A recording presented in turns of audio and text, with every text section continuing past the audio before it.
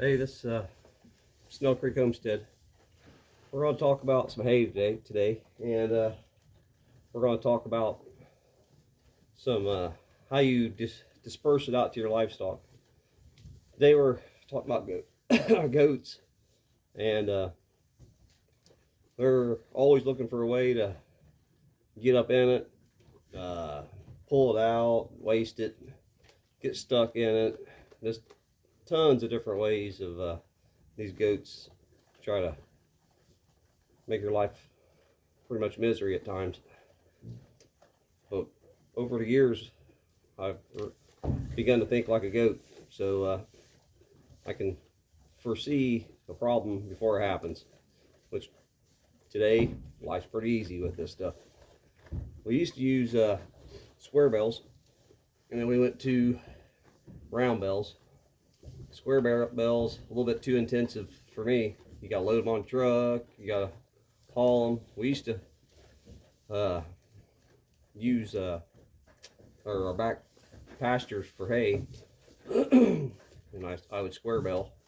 Then all my boys got old enough to kind of leave the house, so then it's hard to find some labor. So we decided to buy round bells, which has been the best thing I've done. I sold all my hay equipment. I use that money just to, for other things on the farm. So round bells is our deal now. So I went and I had to build different feeders, and I came up with this feeder here. I'll do a more in-depth maybe video on it, but I'll show you a few things on it that I think work pretty good. One of them is when you put your round bell in there, you can bungee cord these together. I'll show you when I get a round bell in there how it's going to look. And if the holes are small enough, they can't get their heads in it because they're always trying to get stuck. So don't use cattle panels. These are, I believe, 3.5 by 3.5. I believe they're called a goat panel, and they're probably $55 or $60 a piece. That's for a 16-foot length. Then you got your 4x4s. You got your hardware. I've made all my own hardware,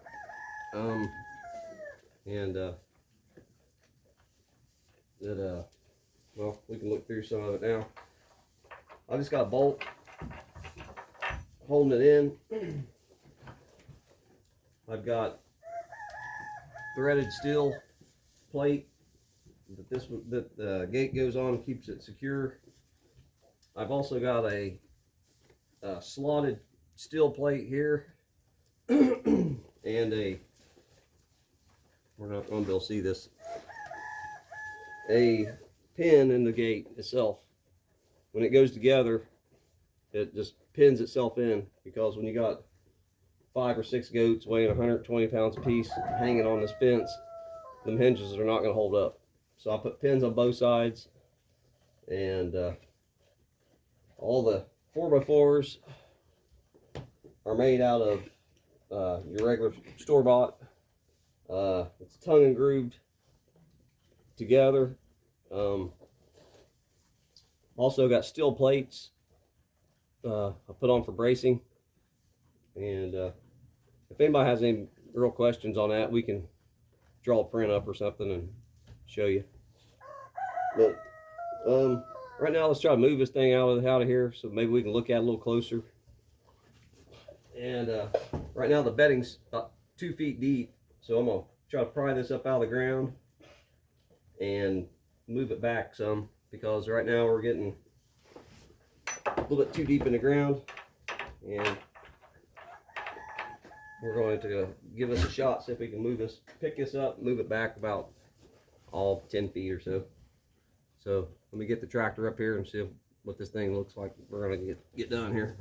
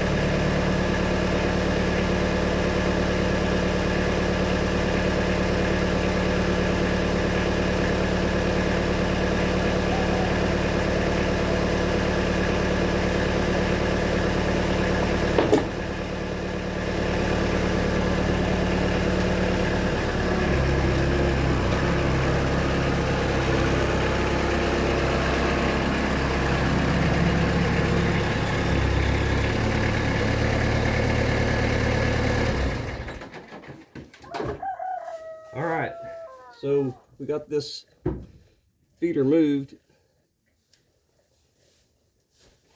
So now we'll bring a round bale in and see what it looks like and get a round bale in it.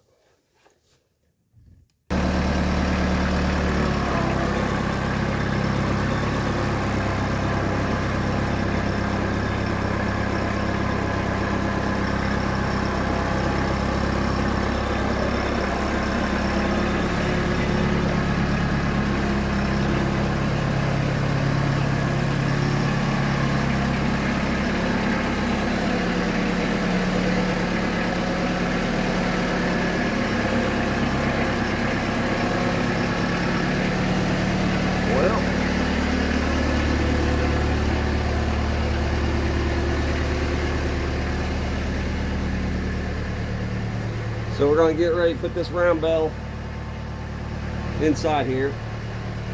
Let me pause this a second.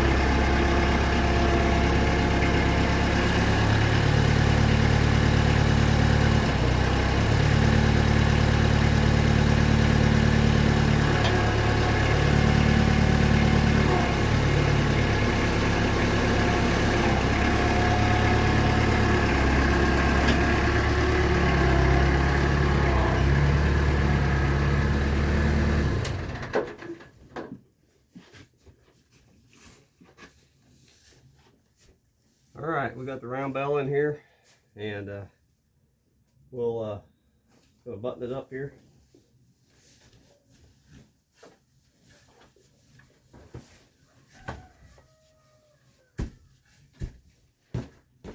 This deep bedding is packed hard, and so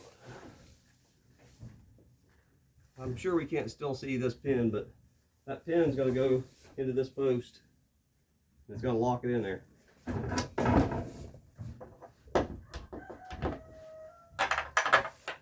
Then I got a bolt. It's got some adjustment on it, and it's going to tighten it up on that. And then as they eat, I'll have a couple bungee cords on it, and both cattle panels are on hinges, and as they eat, it kind of gets smaller and smaller. Sometimes I do have to go in there and arrange it a little bit for them, but now they'll be in here eating. You know, I got the netting off of it, and that's pretty much how I do that. I don't always have to move this feeder. I'll move it probably twice in a winter. And talk about hay a minute. The hay is kept off the ground. I only have like boards under mine, but I keep it off the ground. It'll mold, it'll draw moisture, and always keep mine inside for goats. They can't have any mold. And I have probably very little spoilage. There is some waste, and but I pretty much got it down about as far as I can get it with the these goats, because they are a pain. They are always looking for something to get into, but there's decent money in goats. If you think about goats, get a good seed stock guy, farm, that people raise them the way you're going to raise them. If you're going to raise them, you know, inside the barn all the time, then get some that's raised inside the barn. Mine's only in the barn in here in the winter time, and they're all in pasture most all the time. Like now they'll be in and out of the barn because it's getting rough weather, and then when they kid, they'll be in the barn, and not just in the barn, but they'll be out in a dry lot also. But most of the time they are always out and on pasture. And this summer maybe we'll get some footage of that. Some of the ideas I have of keeping them out there. They're on rotational paddocks. So that's all I got for the hay right now, and I appreciate you listening to me. See you.